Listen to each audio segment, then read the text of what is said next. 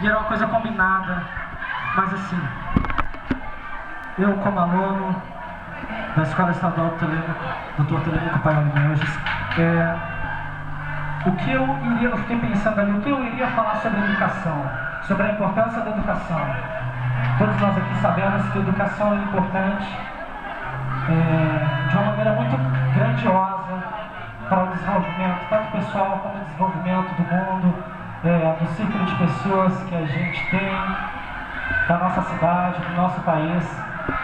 E eu não vou falar uma coisa aqui que todos já sabem o que é a importância da educação, mas eu queria deixar claro e reafirmar que a educação é uma arte que a gente tem desde quando nasce.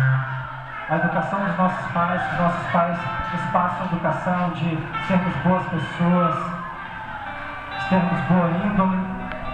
E a escola, ela serve para complementar a educação.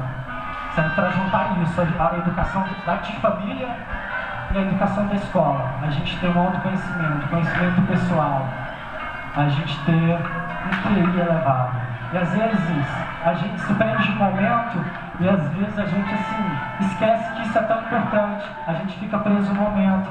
A gente às vezes na aula não presta atenção no professor, na professora, e eles ficam com raiva. Eu sei que eles ficam com raiva. Mas a gente é jovem, a gente bagunça, a gente às vezes não leva muito a sério isso. Mas que nessa noite, você que está aqui, você que se encontra aqui essa noite, que você possa ter consciência disso, que a educação é sim importante e sem ela a gente não vai para nada. O mundo ele vai desenvolvendo, ele vai crescendo, e se a gente não tiver uma educação de qualidade, que infelizmente o governo não nos auxilia nisso, a gente fica para trás. Eu queria que vocês pensassem sobre isso no amanhã e no futuro próximo. O que será de nós sem educação, né? É isso, obrigado.